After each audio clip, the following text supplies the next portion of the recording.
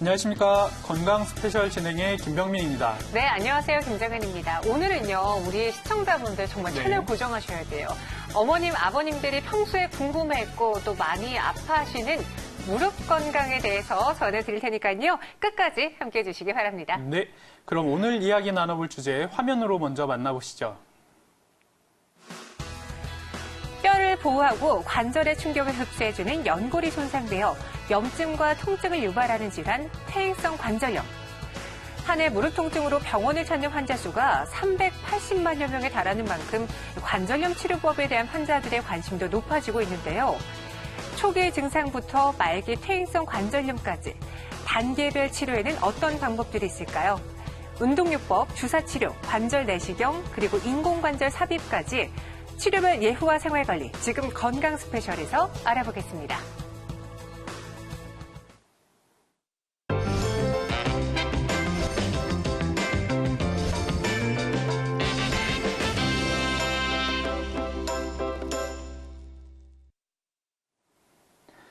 네, 무릎 퇴행성 관절염에 대해 도움 말씀 주실 강도준 원장님 먼저 만나보시겠습니다.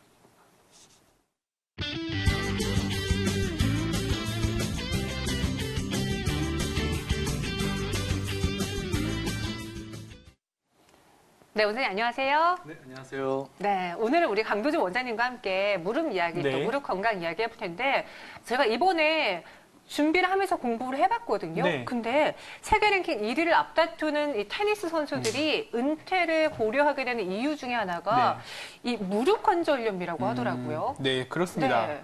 인체 연골은 소모성 조직입니다. 그래서 많이 쓰다 보면 또 이렇게 충격이 잦아들다 보면 결국 손상을 받게 되는데 특히 연골은 한번 손상을 받으면 다시 재생이 되지 않기 때문에 이렇게 통증이나 증상이 시작이 되면 시간이 지나면서 가라앉는 게 아니라 오히려 점점 증상이 심해지게 됩니다.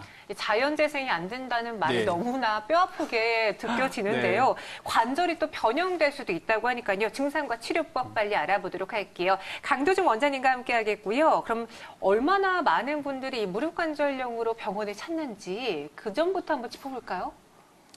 네, 우리나라 65세 어르신 10명 중 7명이 앓고 있을 만큼 흔하지만 치명적인 병입니다.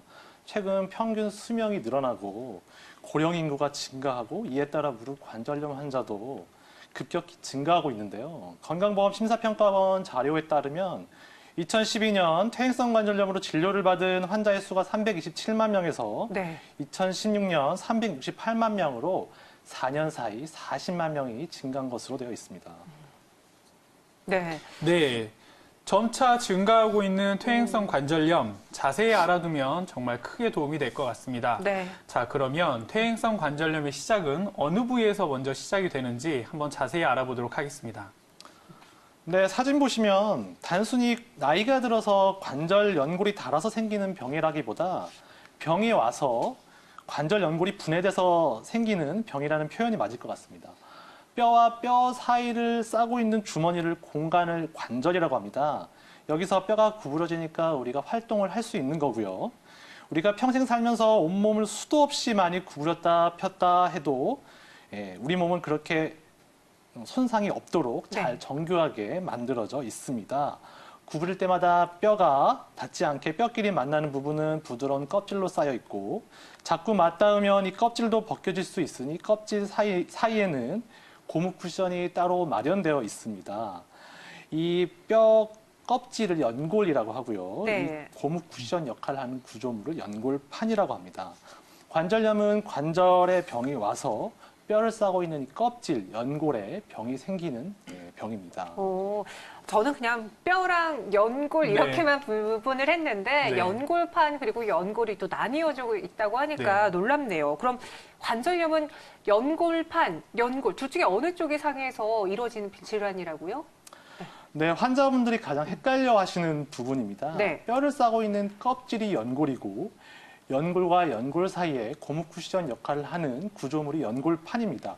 관절염은 연골이 상하는 병입니다. 사실 이 관절염 그리고 우리가 무릎이 아픈 거는 나 무릎이 아파서 죽어라고 말할 정도로 치명적인 질환은 아니잖아요. 그런데 일상생활 그리고 내 삶의 질이 많이 힘들어진다는 거죠. 네, 맞습니다. 음. 주로 제가 진료를 보다 보면 환자분들께서 마치 걸음을 걷다 보면 뼈가 닿는 것 같다. 아. 뼈하고 뼈가 부딪히는 것 같다. 네. 너무 무릎에 통증이 심해서 걷기가 어렵다. 간혹 어떤 분들은 무릎이 부으면서 통증이 심하게 난다. 열감도 있다라고 표현하시는 분들이 많은데요. 네. 자, 이렇듯 관절염은 다양한 증상들을 호소하시는 분들이 있습니다.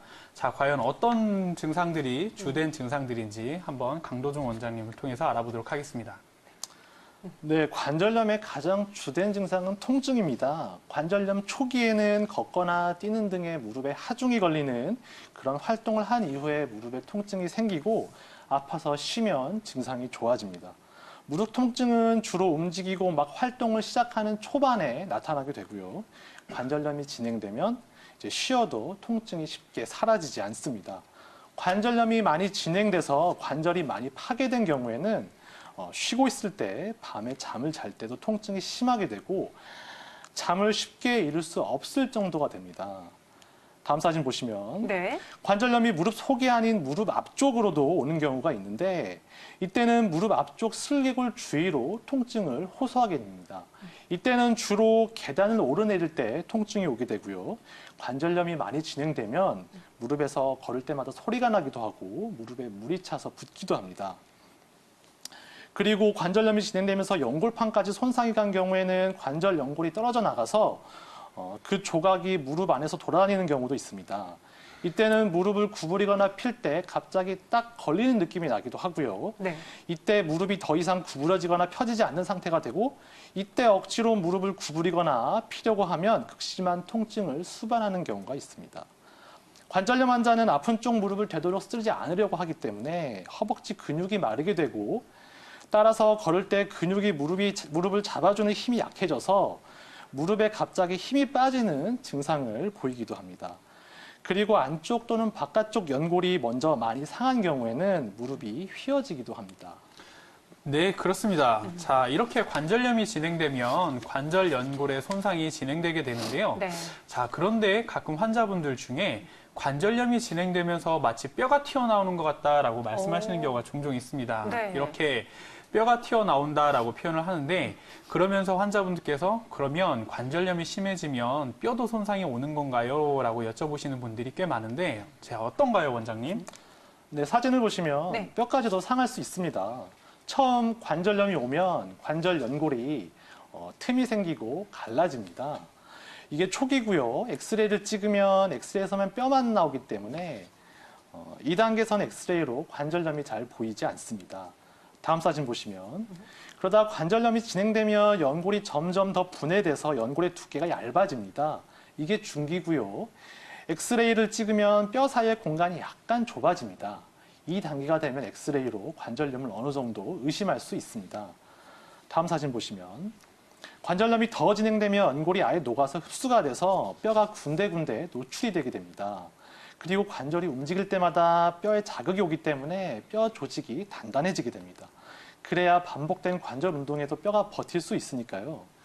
엑스레이를 찍으면 연골이 거의 없기 때문에 뼈와 뼈가 맞닿아 보이고 뼈 조직이 단단해져서 연골 주위의 뼈가 주위 뼈보다 더 하얗게 보이는 소견을 보입니다. 그러니까 쉽게 말해서 관절염이 진행이 되면서 뼈에 무리가 생길 수 있고 네. 실제로 이게 착각이 아니라 무릎뼈가 튀어나오는 그런 모습도 그렇죠. 나타난다는 거죠? 네, 맞습니다. 오. 네. 그러면은 관절염을 또 앓고 있는 분들이 노인분들이 많은데 네. 제가 듣기로는 요즘에 30대, 40대 젊은 네. 층으로까지도 관절염 호소하시는 분들이 많다고요. 네, 맞습니다. 네. 최근에는 점차 이렇게 연령이 좀 낮아지고 있는 추세고요. 음. 특히 남성분들보다는 여성분들에서 더 빈도가 증가하고도 있습니다. 실제로 우리 네. 어머님들이 네, 아이고 그렇습니다. 허리야, 아이고 무릎아 이런 말씀 많이 하시는데 특히나 이 퇴행성 관절염에 취약한 환자군이 있다면은 어떤 환자들일까요? 네, 분명 흔한 병이지만 네. 어떤 분은 나이가 들어도 쌩쌩한 반면에 어떤 분은 젊은 나이에도 관절염으로 고생하시는 경우가 있죠. 분명 관절염이 잘 오는 그런 분들이 있습니다. 그래서 과학자들이 이거에 대해서 좀 조사를 해봤는데요. 사진 보시면 첫 번째 남자보다 여성에서 더 많고 네. 두 번째는 비만과도 관련이 있어서 비만인 환자들이 정상 체중이나 저체중인 환자들보다 관절염이 더 잘 오는 것으로 되어 있습니다. 세 번째는 유전적인 부분도 영향을 미쳐서 부모, 형제, 자매 중에 관절염 환자가 있으면 그분 역시 관절염을 앓을 가능성이 높고요. 또 자세나 활동하고도 관련이 있습니다. 오래 쪼그려 앉아서 일을 하시는 분들은 관절염이 잘 올 수 있습니다. 그래서 우리 어머님들 예전에 농사 지으실 때 오랫동안 쪼그려 앉아서 일 많이 하시지 않습니까? 네네. 네, 그래서 우리 어머님들 나이 들어서 관절염이 많이 오시는 겁니다. 네. 자, 그럼 특히 노인분들에게서 관절염이 더 많이 오게 되는데 네. 그 이유는 또 뭘까요? 통계를 보시면 40대 미만 인구에서는 관절염을 앓는 환자는 5%도 안 되지만 65세 이상 인구에서는 90% 이상에서 관절염 환자일 정도로 나이가 들면 관절염이 올 가능성이 높아집니다. 분명 나이가 들면 관절염이 올 가능성은 높아집니다. 하지만 나이가 들면 자연스럽게 생기는 병이라는 인식은 좀 잘못된 부분이 있습니다. 우리 어르신들 보통 비 오면 무릎 허리 두들기면서 나이 들어서 다 그렇지 뭐 이러시잖아요. 네. 관절이 닳도록 써서 자연스럽게 생기는 병이다. 이렇게 많이 생각하시는데 사실 이것은 조금 잘못된 생각입니다. 그럼 어떤 경우, 뭐, 예를 들어 등산을 다녀오거나 내가 평소처럼 뛰었는데 이전과 다르게 무릎이 아프다, 또 관절이 아픈 것 같다라고 느껴지면은 이 퇴행성 관절염의 전조 증상일 수도 있는 건가요? 네, 그럴 수 있으니까 병원 가셔서 전문의의 상담을 받아보시는 게 좋을 것 같습니다. 네. 초기의 검사를 통해서 확인해 보는 게 좋겠습니다. 네. 자, 또 환자분들 다리를 보다 보면 어떤 분들은 다리가 O자로 휘기도 하고 네네. 예, 그렇죠. 또 어떤 분들은 다리가 또 X자로 이렇게 휘어진 분들도 있죠. 이렇게 무릎이 O자나 X자로 휘어진 분들에서 각각 무릎의 통증이나 아픈 부위가 다르게 나타나는 경우가 있는데 그래요? 자, 과연 어떤 경우에 무슨 원인으로 이렇게 증상이 다르게 나타나는지 한번 확인해 볼까요? 예, 그렇습니다. 사진 보시면 정상적인 무릎에서는 체중을 무릎 중심에서 버티도록 모양이 되어 있습니다. 그래서 걸을 때마다 체중이 무릎 위의 안쪽과 바깥쪽 비슷하게 분산되어서 무릎 체중을 잘 버틸 수가 있게 되어 있습니다. 하지만 무릎이 O자형으로 휘어지거나 X자형으로 휘어진 경우에는 문제가 발생할 수 있습니다. O자형 무릎은 내반슬이라고 하는데 이때는 체중이 무릎 안쪽에 주로 걸리기 때문에 무릎 안쪽의 연골이 먼저 손상이 오고 무릎 안쪽에 관절염이 오기 쉽습니다. X자형 무릎은 외반슬이라고 하는데 이때는 체중이 무릎 바깥쪽에 주로 걸리기 때문에 무릎 바깥쪽의 연골이 먼저 손상이 오고 바깥쪽으로 관절염이 오기 쉽습니다. 실제로 우리가 다리를 좀 유심히 보면요. 네. 일자다리인 분들 많지 않아요. 그렇죠. 말씀하신 것처럼 네. O자형이라든가 X자형 약간의 휘어진 다리가 많은데 심미적인 요건을 제외하고 보더라도 이게 내 관절에 안 좋을 수 있는 무릎 형태라는 거잖아요. 네. 이를 고정하기 위해서 보조기 착용하는 사람 저 가까이서 좀 심심치 않게 봤는데 실제적으로 네. 효과가 있나요? 아, 그렇습니다. 저도 네. 진료를 보다 보면 이렇게 보조기를 자주 착용하시는 분들을 만나게 되는데 네. 자, 변형 초기 단계에서는 보조기가 인대 이완 등 또는 근육을 또 풀어줄 수 있기 때문에 어느 정도 효과를 기대해 볼 수 있겠지만 변형이 어느 정도 이상 진행된 후에는 네. 크게 효과를 보기가 어려운 경우가 많습니다. 오. 그래서 내가 O자 다리나 네. X자 다리가 의심이 된다 판단이 되시면 일단 무턱대고 보조기를 착용하기보다는 일단 진료를 통해서 내 변형 단계가 어느 정도인지를 먼저 확인하고 변형 단계에 맞는 적절한 치료를 시작하시는 것이 그 진행을 예방하는 데 훨씬 더 도움이 된다 보겠습니다. 이렇게 네. 꿀팁을 또 전해주시니 저희가 이 방송을 네. 안 볼래 안 볼 수가 없겠죠. 그리고 내가 평소에 무릎이 이상이 생긴 것 같다, 이제 병원에 가야지라는 네. 것을 자각하면은 실제로 어떤 검사들을 받는지도 궁금하거든요. 네. 원장님 설명해 주세요.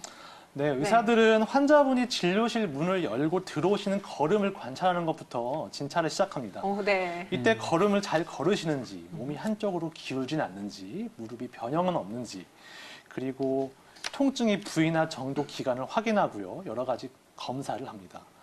그리고 초기 검사로 엑스레이 촬영을 하는데요. 엑스레이 검사로 관절염 확인을 하고 무릎 안쪽과 바깥쪽 어느 쪽에 관절염이 더 심한지, 관절염이 얼마나 진행됐는지 확인합니다. 하지만 영상 검사 결과와 그 관절염이 심한 정도, 증상 심한 정도는 꼭 일치하지는 않습니다. 어떤 환자는 영상으로는 관절염이 심하게 진행된 상황에서도 증상이 심하지 않다고 말씀하시는 분들도 있는가 하면 어떤 분들은 영상으로는 괜찮은데 심한 증상을 호소하시는 분들도 있습니다. 엑스레이는 여러 방향으로 촬영을 하는데 주로 서서 앞, 뒤, 옆면 그리고 무릎을 구부려서 촬영을 하고요. 그리고 하지 축을 확인하기 위해서 하지 전면 엑스레이를 촬영하기도 합니다. MRI 촬영을 시행하기도 하는데 MRI는 특히 초기 관절염을 예민하게 잡아낼 수 있습니다. MRI는 또한 관절염뿐만이 아니라 연골판, 인대, 그리고 그 무릎에 떠다니는 연골 조각은 없는지 이런 것들을 확인할 수 있는 좋은 검사입니다. 내가 만약에 이제 관절염이 있다라는 걸 자각하고 병원에 가면은 이러한 검사를 받게 되는 것이고, 그래서 관절염이라고 확진을 받게 되면은 치료가 들어가야 되잖아요. 그렇죠. 어떤 치료부터 실시해 볼 수 있을까요, 원장님? 네, 나이가 들면 관절염이 다 생기는 것도 아니고 네. 또 생겼다고 무조건 다 진행하는 것도 아닙니다. 관절염이라는 병에 대해서 잘 알고 관리하시면 관절염을 예방을 하실 수도 있고요. 또 관절염이 왔더라도 무릎을 쓰는데 지장이 없고 통증도 덜하게 할 수 있습니다. 사진 보시면 관절염 치료 전에 먼저 통증의 정도를 확인하고 무릎 기능이 어느 정도 이루어지는지 확인을 합니다. 비수술적 치료로 물리치료나 약물치료, 교육, 운동요법, 도수치료 등을 먼저 시행하고요. 비수술적 치료로도 통증이 계속되거나 관절염 정도가 심각한 분들에게는 수술적 치료를 시행하게 됩니다. 네. 이렇게 다양한 치료 방법들이 있는데 네. 일단 증상이 심하지 않은 분들 같은 경우에는 일단 비약물적인 치료를 먼저 시행하게 됩니다. 자, 그럼 비약물 치료에는 어떠한 것들이 있는지 한번 알아보도록 하겠습니다. 네, 비약물 치료로는 환자 교육, 운동요법, 물리치료, 도수치료 등이 있습니다. 비약물 치료의 첫 번째는 제가 지금 하고 있는 이런 활동입니다. 즉 환자분들께 관절염이라는 병에 대해서 정확한 정보를 알려드리는 겁니다. 내가 앓고 있는 이 병이 어떤 병인지, 어떻게 해야 좋아지고 어떤 활동은 하면 좋은지, 아니면 어떤 활동을 하면 안 되는지 이런 정보를 아시는 것이 치료의 시작입니다. 특히 과체중인 분들은 체중을 좀 감량을 하셔야 되는데요.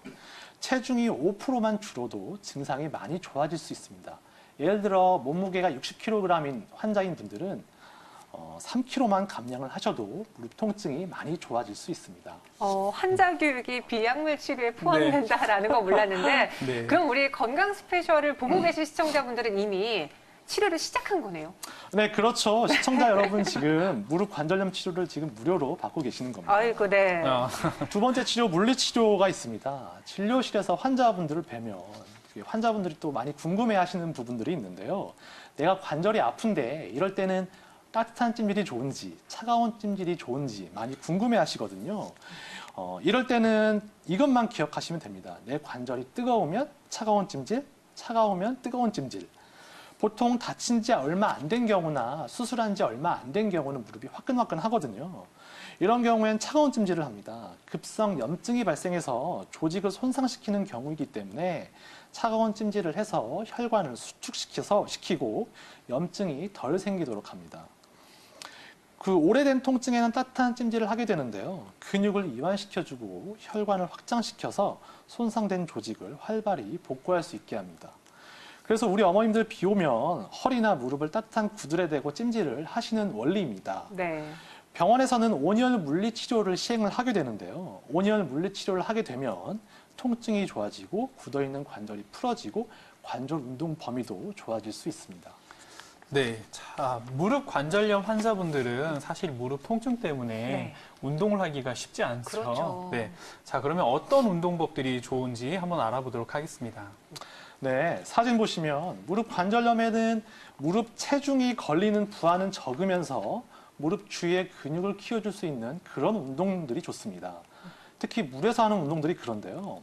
수영이나 물에서 걷는 아쿠아로빅 같은 경우에는 몸이 물에서 뜨기 때문에 아무래도 무릎의 체중은 덜 가는 데 비해서 네. 물의 저항 때문에 그 무릎 근육 키우는 데는 도움이 많이 되는 운동입니다. 걷기 운동도 좋고 바닥에 고정된 일반적인 헬스장에서 볼 수 있는 자전거 타기도 무릎 관절염에 좋은 운동입니다. 운동의 방법은 조금씩 자주 하는 것이 좋습니다. 그리고 통증이 있어도 참고 하는 건 별 도움이 되지 않습니다. 무지근한 통증이 오면 운동을 중단하시고 쉬시는 게 좋고요. 아쿠아, 걷기, 그리고 실내 자전거 타기를 조금씩 자주. 이것만 기억하시면 오늘 방송 다 보신 겁니다. 우리 시청자분들 방송 다 보셨다고 그렇다고 네. 끄시면 안 됩니다. 계속 네. 할 말이 많은데 네, 맞습니다. 제가 운동할 때요. 저 걷기 운동해라고 하면 친구들이 야 그거 운동 안 돼. 네. 뛰어야지라고 말을 하는데 실제로 퇴행성 관절염 환자분들은 뛰는 것보다 걷는 게 더 좋다는 거죠? 네, 맞습니다. 관절염이 있으신 환자분들은 네. 무릎에 충격이 가는 달리기보다는 이렇게 충격이 덜 가면서 근육을 사용할 수 있는 가벼운 산책이나 이런 보행이 훨씬 더 좋습니다. 네, 또 자주 하는 게 좋다고 하니까 네. 기억해 주시고요. 다음은 여러분들이 많이 들었을 우리 도수 운동 치료 한번 들어볼게요. 정확히 어떤 치료 방법인가요? 예, 도수 운동 치료는 무릎 주위의 근력을 강화시켜주고 굳어있는 관절을 풀어주고 관절 운동 범위를 늘려주는 데 집중을 해서 치료를 하게 됩니다. 그 무릎 주위의 근육 중에 허벅지 안쪽 근육이 아주 중요한 역할을 하는데요. 대퇴사두근이라고 하는데 우리 몸 근육의 4분의 1을 차지할 정도로 근육량이 많은 부분입니다. 이 근육을 튼튼히 키우는 운동들이 관절염 증상을 호전시키는데 많은 도움이 됩니다. 그 외에도 지팡이를 사용한다든가 무릎에 변형이 와서 휘어진 분들은 신발에 특수 깔창을 넣는다든가 하는 것도 도움이 되고요. 걸을 때 충격을 방지할 수 있는 푹신한 깔창을 넣는 것도 관절염 증세 호전에 도움이 됩니다. 네, 관절염은 이제 일상생활에 좀 많은 지장을 주기 때문에 많은 시청자분들이 어떻게든 좀 개선해 보려고 여러 네. 노력을 건강적인 또 운동적인 부분에서도 많이 하실 텐데 평소 궁금했던 것 중에 하나가 요즘 많이 약으로 먹잖아요. 네, 우리 그렇죠. 눈 건강에 좋다, 또 관절 건강에 좋다, 맞습니다. 많은 약을 찾게 되는데 저는 글루코사민을 들은 적이 있거든요. 네. 실제로 부모님한테 이거를 선물해 드릴까도 고민했는데 관절염 예방이라던가 치료에 도움이 되는 겁니까, 원장님? 네, 아주 좋은 질문이십니다. 네. 진료실에서 환자분들이 많이 궁금해 하시는 부분입니다. 가장 흔히 드시는 건강 보조제가 글루코사민, 콘드로이친, 그리고 아보카도 추출물, 디아세레인, 로즈힙 같은 그런 물질들이 있는데요. 일단 글루코사민과 콘드로이친은 연골의 주 성분입니다. 근데 이것을 입으로 먹는 것이 과연 관절염 치료에 효과가 있느냐? 이거는 과학적으로 아직 근거가 좀 부족합니다. 효과가 있다는 보고도 일부 있고 먹어서 해가 되진 않지만 이것이 과학적으로 효과가 확실하게 입증되지는 않았습니다. 그에 비해 아보카도 추출물과 디아세레인이라는 물질은 증상 호전에 효과가 있어서 먹는 캡슐약 제제로 만들어져 식시중에 시판하고 있습니다. 주치의와 상의하셔서 처방받아 드시면 도움이 되고요. 로즈잎은 들장미 열매 일종인데 이 추출물이 또 관절염에 좋다고 많이 사 드시거든요. 네. 일부 효과가 있다는 말도 있지만 역시 과학적으로 명백하게 효과가 입증되지는 아직 않았습니다. 네, 그렇습니다.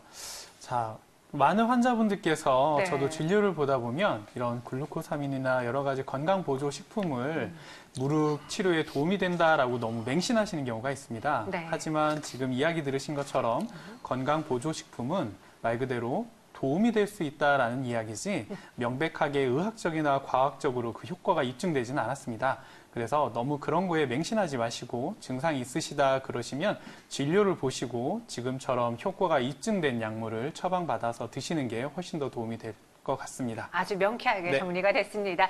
네, 이렇게 오늘 퇴행성 관절염에 대해서 특히나 무릎 부분에 대해서 이야기를 나눠보고 있는데요. 저희 잠시 광고 보고 와서요. 어떻게 치료할 수 있는지 자세한 이야기 나눠보도록 하겠습니다. 네.